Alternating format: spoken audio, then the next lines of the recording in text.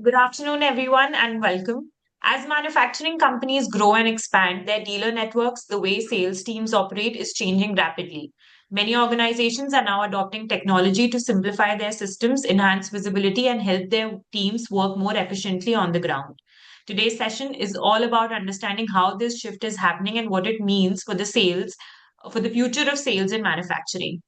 I would like to now start by introducing the esteemed panelist. First up, we have Dr. Vineet Bansal. He's the CIO at Green Panel Industries and a technology leader with extensive experience across sectors like lighting, steel, PVC, plywood, MDF, and pharmaceuticals. He has led major digital transformation initiatives, built strong IT systems, and continued to drive innovation in areas such as automation and AI to support modern manufacturing operations.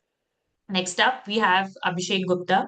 Abhishek Gupta is a CIO at Dish TV with over 25 years of experience in IT strategy, service delivery, security, and a large scale digital transformation. He has worked in banking, manufacturing, telecom, and media and has led major technology programs for billion-dollar organizations. He's an excellent strategist and also a great leader when it comes to driving digital initiatives that impact. Next up, we have Rupesh. He's the Group CIO at Prism Johnson with over 27 years of experience in sales, logistics, and manufacturing technology. He has led numerous digital transformation initiatives across various businesses and has helped teams enhance customer engagement and operational efficiency. Lastly, moderating today's session is Mr. Anil Kumar. Anil Kumar is the VP of Emerging Verticals at LeadSquared and is best described as a strategic sales leader with over 16 years of experience in consultative selling, he has developed new businesses, worked closely with customers, and consistently driven revenue growth through clear and focused execution. Thank you so much to all our esteemed panelists and our moderator for taking our time and joining today's session. I would also like to welcome our audience. Please feel free to drop in any questions that you have, and we'll take it up towards the end of the session. Over to you, Anil. Thank you. Thank you so much, Ashna, and thanks for the introductions. I think I would like to welcome our esteemed panelists and the audience. And thank you so much for organizing this. I think this will be, I hope this will be a great session and good knowledge transformation for the audience, and people can definitely raise their questions at the end. So I think I'll not, in interest of time, I'll quickly jump to the discussion points, and I would like to start with Rupesh sir. So I think the first question goes to you. How are you ensuring your commercial teams focused on highest value opportunities and convert more demand? You are on mute, sir, if you are talking.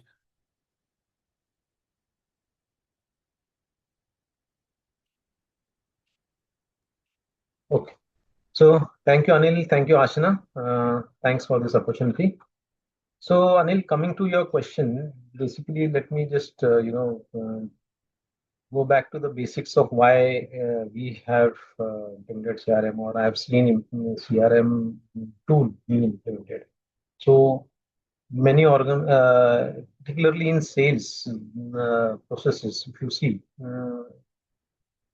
there are two key areas or two challenges which the organization from the top they see. One is if there is a territory change, sales guy changes in a particular territory. So how do you seamlessly remain connected with your customers? Yeah, because when a new person is coming into the territory, so remain connected with the customers during that transition period or whenever there is a vacuum. And second is about the forecast for the sales pipeline. So the tool actually, I would say, in the earlier eras when the reporting was done manually with the help of either paper-based reporting or sending your reports on uh, emails and then have monthly meetings. Now that process has been further automated, as well as a lot of changes has been brought into the process. One is typically what happens is that when you get to know that if you every salesperson is chasing a target, so what and the there has to be some discipline in the working. style. So when you are chasing a particular target, it's like the cricket. The guy needs to know that what is his ask rate of the day.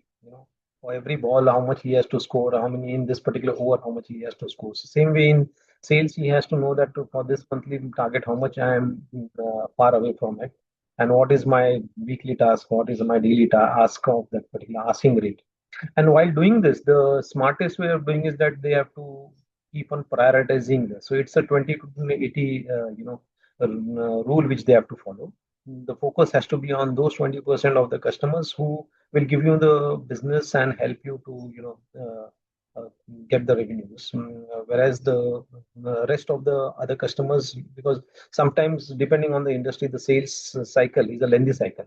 So you always have to keep on prioritizing your visits, and so what process typically followed is that have a typical sales plan or a monthly plan which has to be created. Ensure that all your A grade customers, B grade customers are there in that particular sales plan. Ensure that your sales guys are visiting them, because generally, as a human tendency, you are comfortable with visiting those counters or those customers who treat you, give you respect, have a friendly relationship or good relation. But then you avoid those who are in a different, it's very difficult to break through. So that persistent efforts, if you have the someone guiding you, and here is where the what we follow as a practice is that ensure that all are uh, first have the prioritization proper, identify who are your top customers, and then once you start the process, it's basically visiting them on time, having meaningful discussions with them. Also take away some of the the non-productive discussions away from them, like the customer's status, where he has to revert back what is my outstanding, what is my order status. So all these things, information is available to him on the tip of his fingers on those mobile phone, and he ensures that he's making the right pitch. And then with this efforts, we also complement with cross balance checks to ensure that what is the sales factor happening to that particular counter or to that particular customers from the ERP side. So the analytics plays a role over here to see that the actions are matching with the outcome. No, I agree with you on this point. Generally, salespeople have a tendency and they develop a comfort, and then there is one client where more visits are happening, and then the others are. But I think Absolutely. good Yeah. that analytics comes into play and takes that away. And I also think you have, industry wise, it is different because some of the cases you'll find influencers are different. Some of the cases the decision makers are different. So are you meeting the right people? Because in typically in large accounts, you'll find there's a different influencers are different, the users is different, and the decision maker is different. So you have to make sure that you cover all this spectrum. Because generally, otherwise you'll see that as a salesperson, you are directly chasing the purchase guy, or once the technical discussion has happened, and then you move on to the purchase guy asking, "Ki, "Yo kab milega?" and the repeat order. But then it's important to have that continuous touch with the other stakeholders also to ensure that that is where you'll also come to know that what is the opportunity lying in the entire what is your SOW, share of wallet of that particular customer. Are there any true, other opportunities where you can tap? absolutely. I think with this, I think I would like to move to the second question, which is very related, and this is for Dr. Vineet Bansal.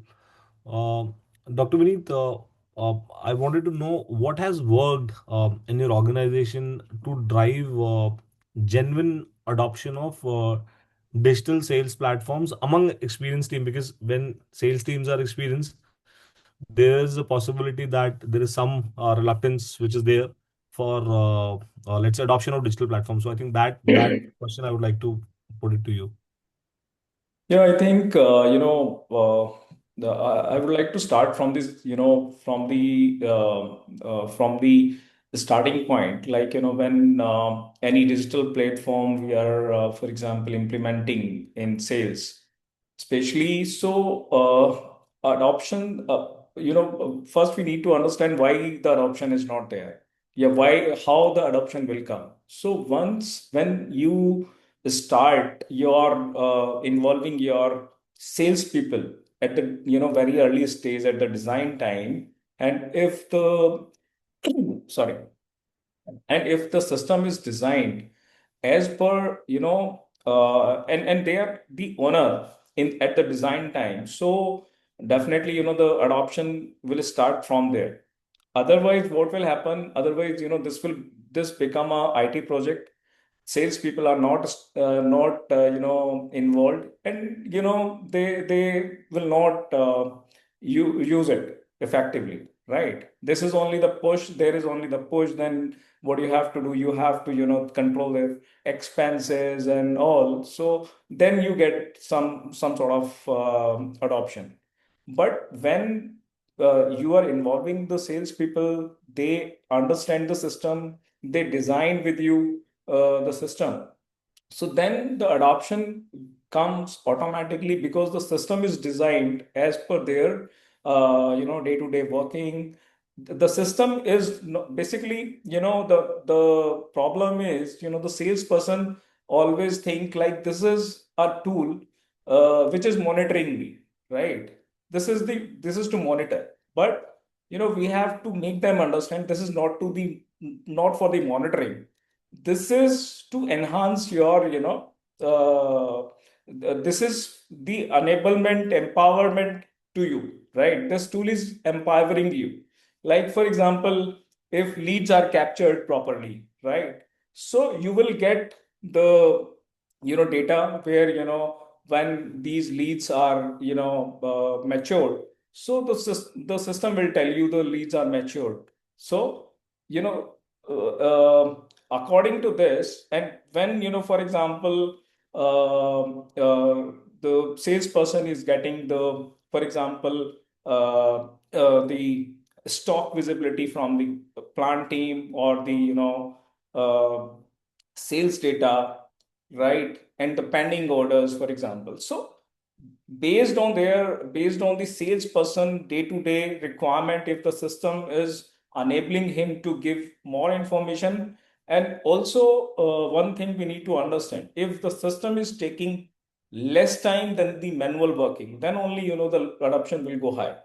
Otherwise it will come to you, okay, my manual process is taking 5 minutes and your system is taking 10 minutes, right? So then the adoption will also then will be very low, right? So yeah, from the scratch, if we start building the system according to them, and we are enabling them with the system, so I think then adoption will go high.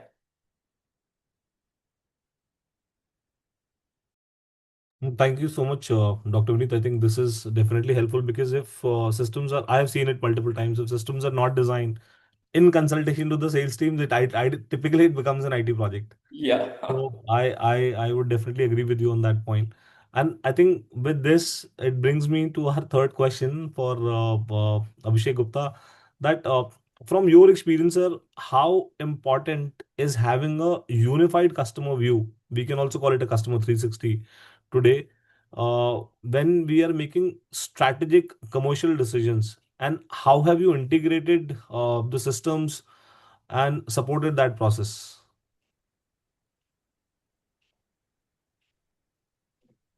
Of course. Uh, I saw some network there, but I think I'm audible. Yeah, you are. Yes. Rupesh started with a cricket analogy. So let me take it forward. We already have a match planned today evening. So suppose I'm the batsman and on the scoreboard, I only see my current score and the run rate and my run rate.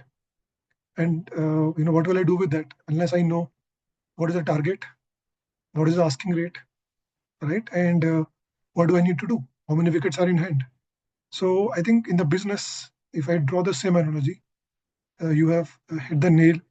You need to have a unified customer view. I think it's absolutely foundational for an organization to make any meaningful commercial decision.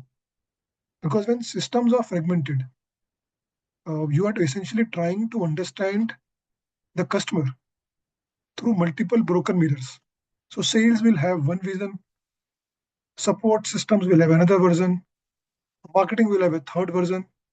So this will slow down the complete decision making and also lead to inconsistent action. Somebody will try to maximize something, somebody will try to minimize something, and finally the organization will lose the opportunities. So, for example, in one of my earlier organizations, the marketing would run campaigns based on some basic CRM data, while the product usage of that particular customer segment was in a different system.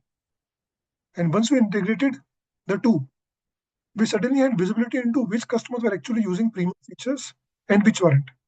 So this single view helped to have a targeted upsell campaigns. Another example, customer retention. So in many companies, the customer support knows who is unhappy, but sales does not know. So, for example, at here, if a customer complaint is open, still someone in the sales would run an outbound selling campaign for the customer. What is the point? When the customer is already waiting for a resolution, why would he buy any new service? So, if you have an integrated billing or a CRM system, the fallacy of calling a customer waiting for customer resolution complaint would come down.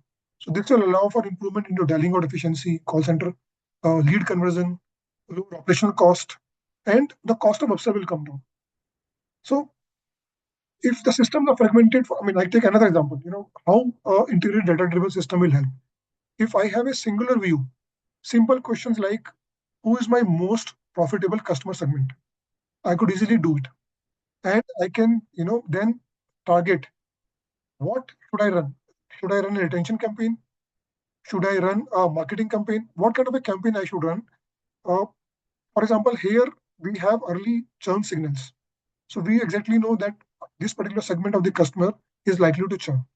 So I'm going to have targeted campaign management strategy. Like, again, Rupesh said the 80-20 principle, the Pareto principle. We will use it. I will target 80% of my effort on these 20% of the customers who are most likely to churn, the top two decile. So absolutely, for me, it is important that if there are any companies who are working with fragmented segments, they should move to integrated view. And I think that is where, Anil, you and the company, comes into picture. You bring such functionalities, platforms, product into picture, focusing on manufacturing companies, because I think industry-specific solutions are very important rather than general solutions. So they will help. Adoption of such platforms would help for faster and smarter decision making. Agree with you, sir, on this. I think this was very insightful, I would say. I think this brings us to our next topic, which is automation versus manual process. So, Dr. Vineet Bansal, this is for you. Where do you see your strongest ROI potential from automating manual heavy commercial processes at scale? Because at certain point, scale becomes the only roadblock or challenge, and I think technology can transform it. So I think I leave this to you. Definitely, I think, most of the time what happens, when the system is manual. For example, there are, I will take 2, 3 examples, like, for example, pricing and discounting, for example, right? So if this is manual, right? So then, everybody in the sales will not be updated. What is my, discounting and pricing, and every time he has to calculate. And it is a time taken process, right? So every time, he has to give the quotations to the customers, or, so these things takes a lot of time, right? So if we automate, for example, order to cash cycle, like, the order, when he's raising the order, yeah, order is raised into the system. And at the time of raising the order, system is telling him, okay, this is the credit limit, this is the, stock visibility, right? So those, small, data will help them to increase their productivity, and also to give to it make them faster to take the decisions, right? They can take the decisions faster. Okay, the stock is lying in the plant, I can immediately give it to you. But if it is manual, then every time he has to call to the plant, and then he has to get the stock visibility, and then he's confirming to the customers. So these systems, manual systems, takes a lot of time. Versus, when it is automated, definitely it helps, and it reduces the dependency on the multiple, departments, right? So he doesn't he will not check the credit limits from the finance department. He will not check the stock level from the plants. So everything is visible to him on a single platform, so he can make the decisions faster. And like I said, the pricing and discounting to such, I think things help, help them. And this automation actually make them more productive. Fair enough. I think this is absolutely right. Uh, I think this will. I think I'll leave. The next question is, I think, for all of you, and you can contribute one by one. So, how are you working to get clearer visibility into your growth pipeline and market performance to basically guide strategic planning? I think any one So of you again, can start. Probably yeah, yes. I will go first. Good. So I think what is important for us or for any company is that we need to build an integrated intelligence layer if you want visibility into future, which is what you are hinting at, the growth pipeline with the current scenario, which is the market performance. So which, when I say integrated intelligent layer, means data from sales, subscriber, field operations, companies which are in B2C, call center. We, like a media company, we have an OTT platform, the payment systems. So the aim is, or the goal is, to move from lagging indicators to real-time insights that can help guide or enable strategic planning. So let me illustrate with few examples. So for example, for company like us, the lead to activation is an important journey. So what we did was we integrated our sales CRM with the subscriber provisioning and the installation systems, which gives us the real-time view of how many leads are converting, where are installation tickets stuck, because my sales is complete only when the provisioning is done. Otherwise, it's still not qualified as a complete sale. And then which geographies and distributors are underperforming. So this visibility when I get, which I have got, helps me to focus my commercial efforts on high potential markets, while I can also fix anomalies wherever the geography demands. Another example, early warning signals. So we hear from customers in different forms, call centers, payment patterns, or their complaints, if there are repeat complaints. So we were able to create, again, some indications which helps geography specific signals, like where am I getting signal related issues, because in our transmission or satellite business, signal issue is one of the issues which will cause customer dissonance, or where the recharges are falling. Is it particular market, for example, Maharashtra market or Kerala market, or where are the complaints coming more? If they are coming more, is it geography factor because of rains? There is a problem. So once we have these kind of insights, we are able to intervene and get all the teams, whether the field ops or the marketing pricing tweaks or some local campaigns together. Another example, if I take, we have launched into an OTT aggregator platform. So for the benefit of the audience, we have something called Watcho. So you don't have to subscribe now individually to a Sony Live or a Z5 or a Disney Hotstar and remember their recharge date. You come and download my Watcho platform.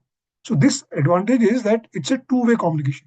In the satellite business, I don't know what customer is watching, but in the OTT, I have those details. So now this is a very interesting play for me. I can combine the viewing pattern with the recharge pattern. I can combine their genres choice with the profile of the customer.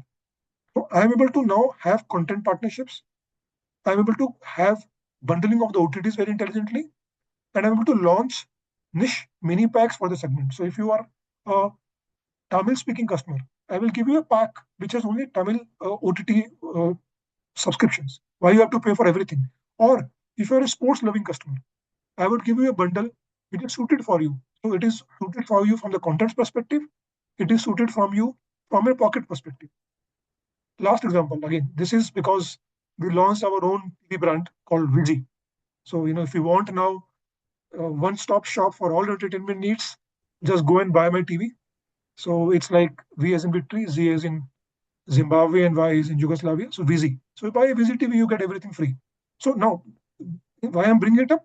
Because I can now do a real-time tracking of what is customer doing. He's connected to Wi-Fi. He's watching something. I have a possibility of commerce through TV platform. We also have the possibility of a family business, family people sitting together and watching something. So these insights are really helpful, and this is what when I say that I can integrate the data and I can provide intelligent insights based upon these things, which will help me or guide me for the growth pipeline and the market performance. Wow, that's quite a lot of work. I think you have put a lot of pieces together. I think this is really interesting. I would look into this TV that you mentioned.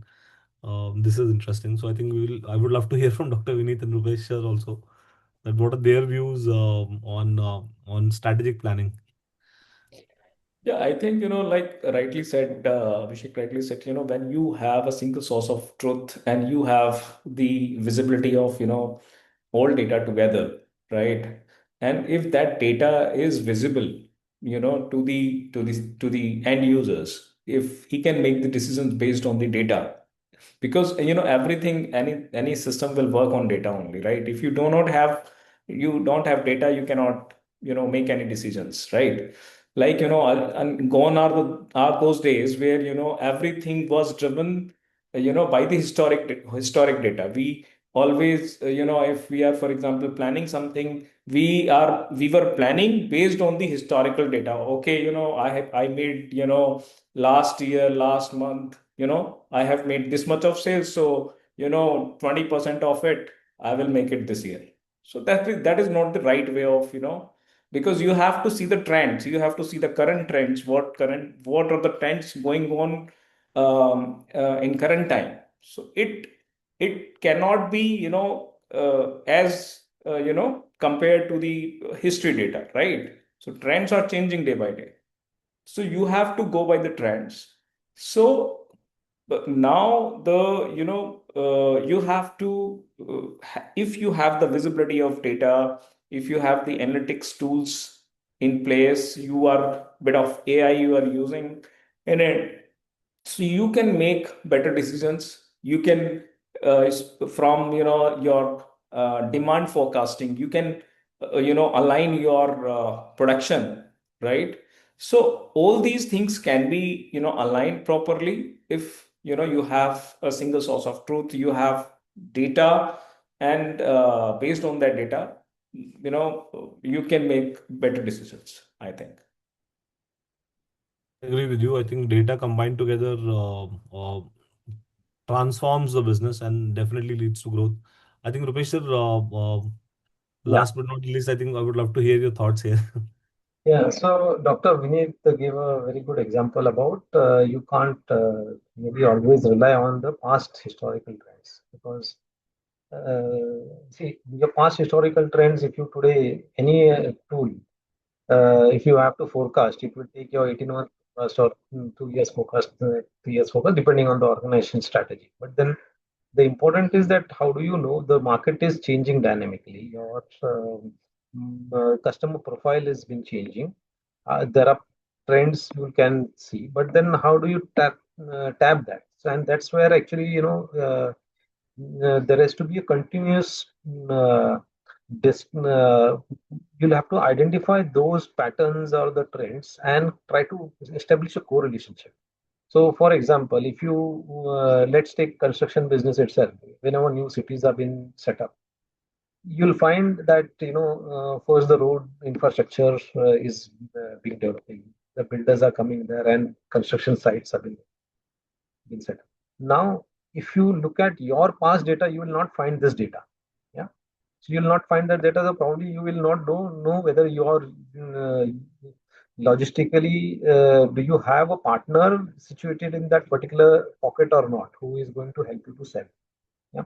So and I think with CRM, this data as a process, you always have an activity which helps you to capture, because your sales teams are going into the market. They are going and visiting virgin territories or But is this data being captured, and are you capturing this data and taking this to make a correction in your strategy? That's important, because there is where you need to have a holistic view about, okay, if today you are also analyzing the data and finding out what are the patterns saying, is their market growing? So if the market is growing, you'll come to know from your competitors' activities, which everyone is tracking, that okay, this competition is making a move, new outlets have been you know set up in this particular area. So what does this indicate?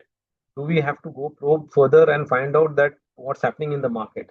And are we also being our channel partner also having a partner in presence in that market? Or if you have a smaller outlet which is now growing, so that is also indication that what is the reason. You need to have the reason for that particular. Once you have captured the market trends or the market dynamics, then you can define your strategy, that knowing these data points, that yes, if this particular market is growing, then what should be my next step? Should I start, my digital marketing team can start profiling and running a campaign in that particular, in the customers in that particular area, to create an awareness. I can focus on the partners or the channel partners who are situated into this market and see how I can support them to grow. They may be having different reasons. Sometimes the small partner is there, and you tend to as I said, that in ABC analogy, it doesn't fit in, it doesn't come into your A category, but is a C category partner who is growing. So now is it time for you to focus, channelize your efforts, support him so that you also grow. So these patterns, I think the data will give you the patterns. Only thing is that you have to, depending on your industry, your uh, customer base, you'll have to capture those trends. You have to capture those data points. Have it, and nowadays any the CRM tools helps you to establish this correlationship and give you the patterns as well as to analyze that further. No, I agree with you, Rupesh. I think yes, it is important to have data at this layer from a building construction organization perspective. Why? Because you rightly mentioned that, let's say there is a city and then there are three counters in the city. If you look at data trends, trend will say that, let's say the counter grows 5% year on year, but then how the development in that city, or let's say town, or how the infrastructure is growing in the town will play a pivotal role, because end of the day the purchase will happen locally. No, I think that's brilliant one. I think this brings me to our next question. This is largely on AI, and this is for all of you. You can pick and choose who wants to answer first. Where do you see AI creating the most immediate high impact wins for sales teams in next 12 months? So, taking the same analogy forward, because you are capturing a lot of data now, it's not possible for individual sales guy to analyze all this data. Neither Agreed. I've seen that, teams which are there are some organizations who have separate CRM as a department with 4 or 5 team members who will be looking into the customer's data. And as our colleague also said, that data coming from different sides, whether it is complaint data, service for the call center data, the data coming captured by the sales guys from the tools. Now, how do we analyze the data, establish this correlationship? And this is where I think the AI can play a role. It will help to identify different data points, see what is the correlation between the different data points, and then throw back, as a nudging to the customer that, hey, do you know that this particular customer, this is his buying pattern? Now, you can, the market shows that he's selling, the market is having good potential of premium products, but your partner over there is still, selling your lowest brand. So can there be a nudge? Can you pitch the premium product to him? So these type of correlations can be established with the help of the AI algorithms. And same way with, as I said, that when the customers, the journey cycle plan is backed by the customer, by the sales guy. So can AI see the trend and the purchase patterns of the customers and say that this customer is growing? Now it's time for you to reclassify from B to A, or from A to B. So these type of uh, and I think that AI can help you to nudge this, give you suggestions, recommendations, which the sales guy can, work upon.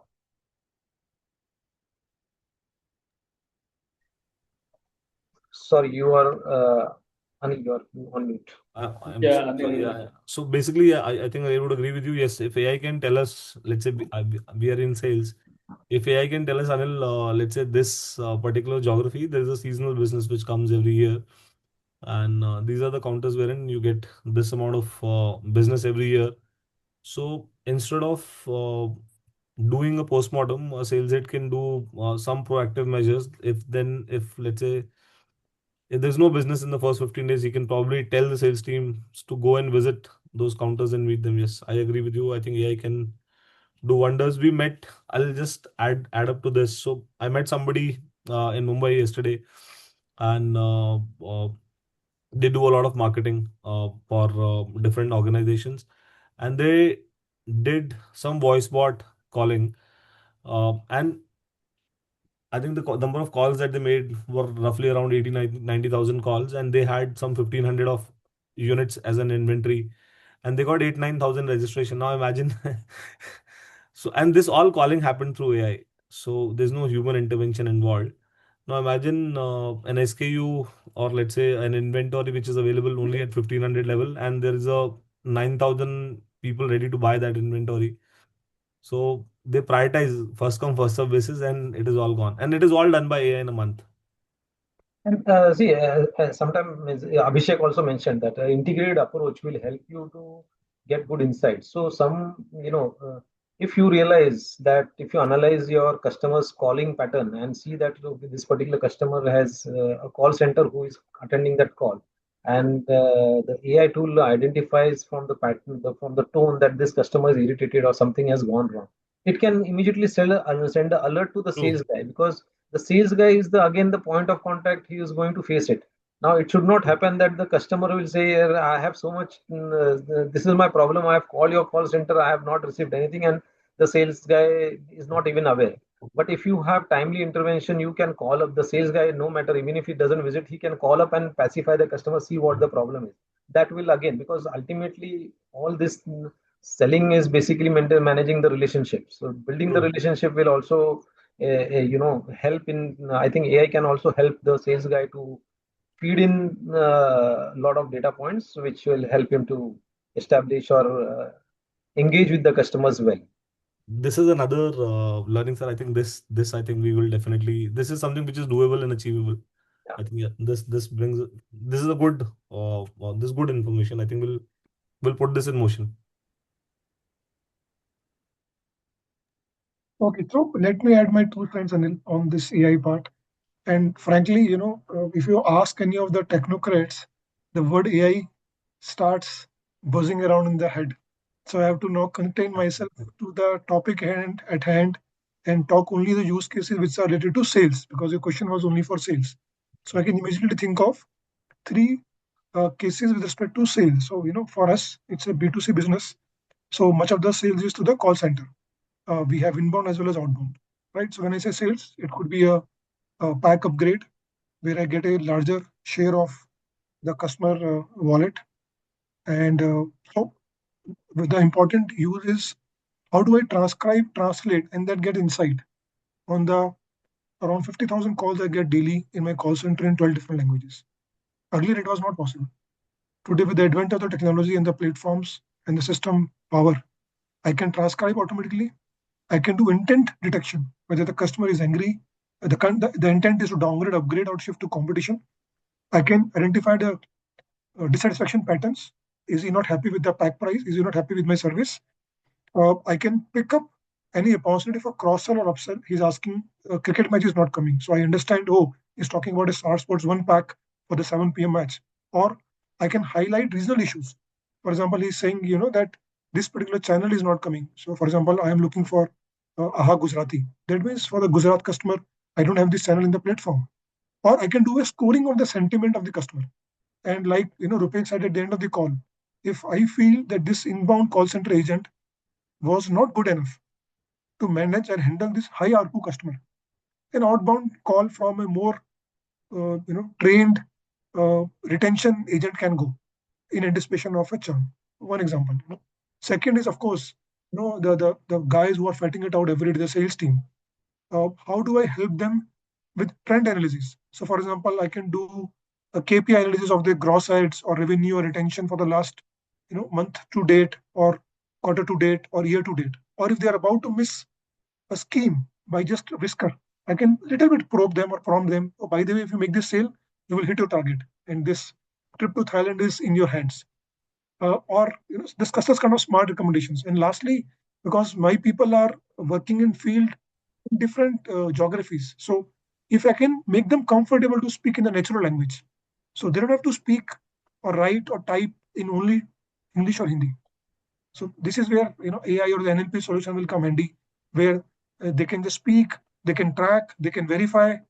In fact, one of the things we launched was we wanted to onboard a large number of dealers because we launched this new business of VCTV. How do I do that? So again, we used the AI capability where the complete distributor signing agreement system was automated, no manual intervention. It was uploaded, and then we did a authentication online with the government portals, and bank. The draft was agreed by 99% of the dealers because they said, okay, we're ready to do the business. So within a few days, all these dealers from different geographies were able to do that. So thanks to technology, so we are able to use AI to the hilt to make the sales cycle or the salespeople do what they're good at, making sales. This was brilliant. I think this was wonderful. Yeah, if you're able to do dealer onboarding completely digitally, nothing like it. So I think Dr. Bansal, over to you. Yeah, I think On the in our case, like, in the manufacturing side, if we talk about the manufacturing, so the biggest pain is, to align the production with the market demand. So, with the help of AI, I think, if we are able to get the market demand, if we are able to get the prediction of the market demand, and based on that, we can at least increase the accuracy of our, production, and also, because, like, for example, if I have, certain a number of production which is going on, and the demand is high, so that is a loss of business for me, right? So I think, these, in manufacturing especially, if we are able to align our market demand with the production, I think that will help a lot for us.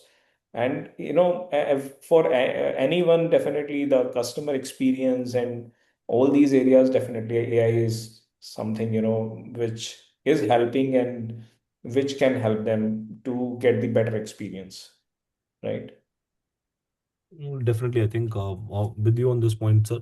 I think with this, I would like to thank all of you for putting and taking out time and putting all this together today. So I think we will be open to questions. Ashna, if you have received questions, I think we all are open to questions. I can also contribute. I was reading before we jump there. I was reading on AI that by, let's say, 2028, even the governments will start regulating AI. The use cases will evolve to that level. So I think AI will transform a lot of things for sure. Yeah, Ashna, we are. Sure. Yes, yes. We have received a couple of questions. I'll take them one by one. The first question is, what are some practical steps to slowly fix disconnected systems without disrupting daily work? Yeah, I think the most difficult task is to change the engine of a running aircraft. And what you are asked is a similar analogy. So one has to be pragmatic. Business will not stop till you fix the problems. So one is have a clear demarcation of short-term, medium-term, and long-term goals. What do you want to fix in first month, then the next quarter, next quarter? Uh, Identify quick wins so that when you are in the process of improving things, you know, people are not losing confidence in you कि भैया वो कब आएगा, वो बेहतर future कब आएगा, 6 महीने बाद आएगा कि 1 साल बाद आएगा. So people should not lose faith in you. So I'm just taking change management is one thing. I'm sure The easiest thing, when I talk about any transformation is the tech piece. A little difficult is the process piece. The most difficult is the people piece. So what I'm hinting at is the people piece. If you can make them or give them something every week and every month and every quarter, then after 1 year you would not have lost them. You would have gained their confidence, their trust, and you would have gained their cooperation. Dr. Vineet, Rupesh sir, if you would like to add before we move on to the next question. Yeah, so basically, it again, without disrupting the existing process, nowadays the technology has evolved. So one has to find out that how do you, instead of replacing all the systems in one go, you have a roadmap ready. And when you start with it, you first have all these systems integrated to see which data can be is required to be, for uh, to integrate with each other, which systems are to be integrated. And as you go along, you will also have to have a roadmap to replace some of the systems. So because systems are developed over a period of time, we see many organizations having multiple systems, different data islands have been created, and they don't talk to each other. But now, nowadays, the data will be of no use if you are not going to use it. So you have to have this platform approach as an end goal. But to reach that, it is not going to be a sudden one overnight you are going to change it. So have a proper structured approach. Have a timelines for every activity to be done. We initially start exchanging has have multiple systems integrated with each other so that the data can be shared, and use analytical tools to see how the data will be used. And in the background, you'll also have to have a plan for your tech upgradation or modernization, where you go to a platform based approach.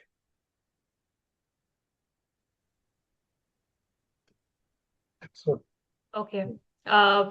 Yes, Dr. Vineet. Yeah, I think, if, all the technologies and everything, which we are implementing, I think should be, aligned with business requirements. So it should not be like, we do not have the requirement, but we, implemented the technology, for a sake of, it is, for example, you know, everybody is using it, so I will also use it. So that should not be the case. It should match your business case.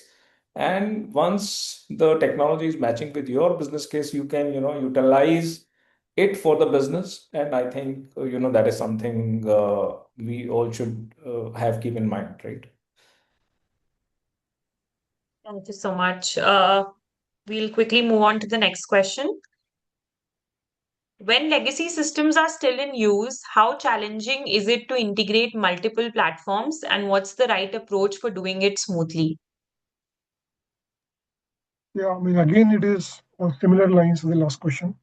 Uh, so it depends how legacy is the legacy, to be very frank. But yeah, I think the good thing is that so the partners are coming up with connectors, and these connectors are very useful. Secondly, with the advent of AI, it is possible to modernize the legacy systems one piece at a time, right? And then you always have the concept of data lake. So if you cannot directly integrate your legacy system, then you have to find a way to extract the relevant details in an intermediate system, which could be something like a data lake, and then build uh, intelligent viewership or layers, the visualization layer on top of it. And that's what we have done wherever we have to live with our legacy systems. Yeah. But I think you rightly mentioned it depends how legacy system it is, whether it is B1 or ECC in case of SAP, yeah, or whether you migrated to HANA. I think that depends. But yes, I think you rightly mentioned. I think more important is that you should look for a technology partner who can offer you a middleware which is capability to integrate on-prem, on cloud, and on cloud also it depends. Let's say even if you don't have RESTful APIs, even if you have SOAP APIs, the middleware should be compatible to kind of consume data from all three. So I think, the legacy system, in my, definitely it is basically, business to business, how the legacy data is, important to them, like for the statutory requirement, for the, getting more analytics for the sales point of view, or, getting the trends, past trends and the current trends. So how you want to, analyze that data, it depends on that. And like Abhishek, rightly mentioned, right? If you are, you have the legacy system and now you are moving to the new system, so you can bring that legacy system data, which is required, you can bring that data to the data lake. And yeah, and then, for the analyze purpose, because anyways, you have to, use that information for the analysis purpose, right? Or for the statutory requirement, like, you need a all invoice, for example, all data, so for that particular, for that thing, I think you can keep that system. But for the analysis purpose, you can bring the data to the data lake, and then you can, utilize that data. So there are strategies, basically can be built based on your business requirements.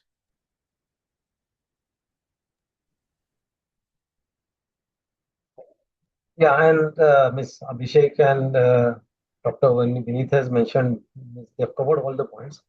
One point which I would like to stress upon is that whenever you develop in a new application, you'll ensure that there is a proper documentation, because most of the time the challenges with legacy system is that you will not find the proper documentation.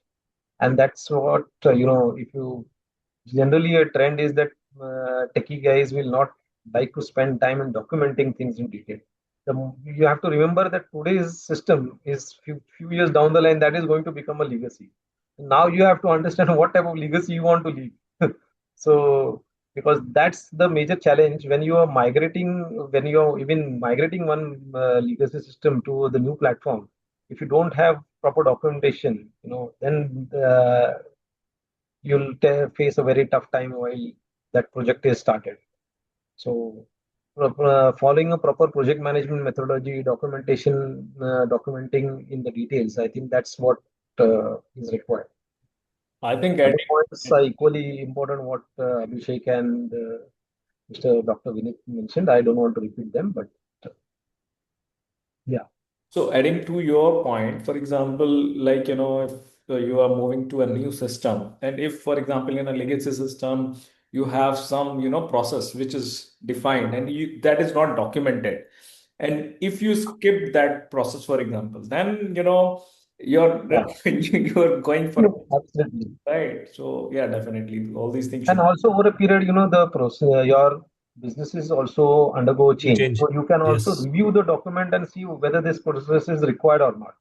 Because I have seen that certain cases, the migration happens and you carry forward all those unnecessary, unwanted process. So that's the opportunity for you to. But then, provided you have all these things documented, it becomes more or less easy.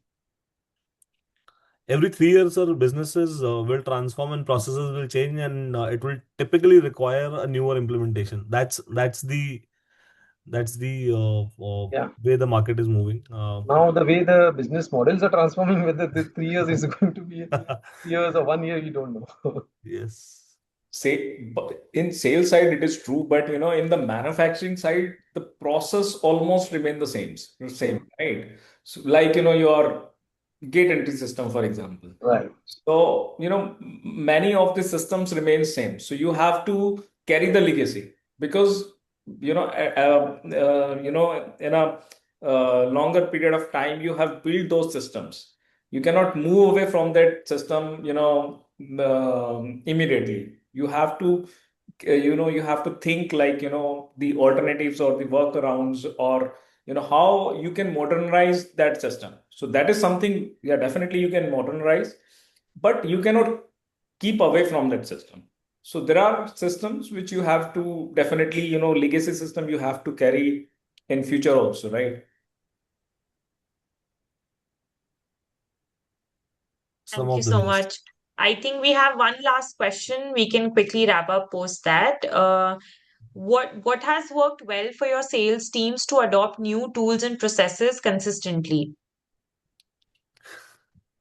I think for us, we have been a mobile first for our sales team. So whatever things we want to give them, we give them on their mobile app. I think initially we were too aggressive. So one of the feedback was, "Ki thamba, wait, please don't give me a weekly release." So then we started doing a kind of a monthly release, because once you give an app update, you have to download the versions. Same is going for our dealer and distributor.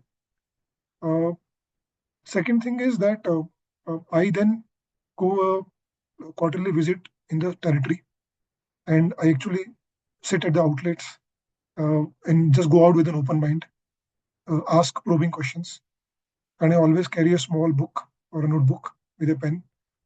And when I come back after 5 days of a visit in the field, typically I end up with 175 and 200 points. And believe me, 50 of them are the spoken points. The rest 150 are from the observations. Small thing of how the dealer is operating a app. So I saw him struggling. I have not given an alphabetic uh, ordering of people under him. Such a small observation, but I got a thank you note from somebody once I was back. Of course, I cannot implement all 200 when I come back, but even if I'm able to implement 50% of them, and what I've seen is that for the team, that feeling that you are being heard from head office, somebody is making the effort to come, is a big plus. B, when you go back to that same region office on the first day and on the last day and do a debriefing with the team, that gives the confidence कि जो आए थे उन्हें समझ में आता है धंधा कैसे होता है. We are not just technocrats. And see, when you send an update MOM after you come back with a follow-up MOM on what you have done and with a follow-up update on what you have not done, that restores the confidence in them. कि जो आया था वो बोला था वो करके गया, सिर्फ चाय पी के नहीं गया. So I think probably that has worked for my sales team, and I am telling them on their behalf. So you have to go back and ask them, but that's what I think works for them. No, Abhishek sir, I think this is brilliant. I've seen rarely seen people on technology side visiting the ground and figuring out the actual problems on the ground. I think this is amazing. Rupesh sir? Yeah. So another thing is that see projects like CRM or particularly into sales IT, you find a lot of there has to be a top management involvement, and it's not only involvement to the extent of pushing the projects, but also in terms of adoption. So it should start from the top. When the top management or top leaders, they insist on looking at the reports in from the CRM tool, from the analytical dashboards, believing in that data. They start showing this, then down the line you'll find people taking the tool seriously, adoption, filling in the right data. Because at the end of it, it's all the type of data. It's junk in, junk out. If you capture the right data, then you'll get the correct information. But the seriousness will be shown when you start using that data and having that use that data and discuss on the data points in the review meetings, rather than otherwise you'll see normally a parallel trend of PowerPoints been also discussed on most of the data or the sales review meetings happening on the PowerPoint presentations. So, and the data which has been captured actually in your analytical tools is giving you some different story. So this is something which will come from the top, and if you get support from the top management leaders into this, then I think it becomes a culture in the organization. It gets into the DNA of the organization. Yeah, Anil, you're on mute. I said in the beginning, so the adoption starts from the top, right? Like Rupesh has also mentioned, right? So when your application, whatever, so do not give them too many applications. So if for the salesperson there should be only one application. So if, for example, you are using any different business intelligence tool and the different application for CRM, so you should embed your BI dashboards in the CRM itself. you should not give them different, application for that particular, for analyzing the data. So the experience of the salesperson should go on a single window, and he get all the information in the single application. So that is something I think will help them to go in a single application and get all the information from there, right? No, I think adding to what Rupesh sir said is very true. In at least in the context of our organization, I think our CEO, our founders ensure that there are no PowerPoint presentations. Whatever review will happen, it will happen from the system only. So you don't put any effort on creating any PowerPoint presentation. You can look at the report, and we will review the report, and we will do all reviews there. So I think that plays a major role. People will start looking at the system, utilizing the system, and before they come into a review meeting, they'll at least come prepared because they have looked at the system. So yes, it will come from the top for sure. Thank you. I think this was a super insightful session, and a huge shout out to our audience for taking our time to join the session and making it even more engaging. And please keep following LeadSquared for more such insightful sessions. Thank you. And thank you, Anil, for moderating this. Thank you. Thank Thank you, you so Ashna. much. Thank you, Thank Abhishek sir. you. Thank you, Rupesh sir. Thank you, Dr. Thank you, Vineet. Thanks, everyone. Praveen. Thank you. Thanks everyone. Thank Thank you. you. Thank you. Bye-bye. Yeah.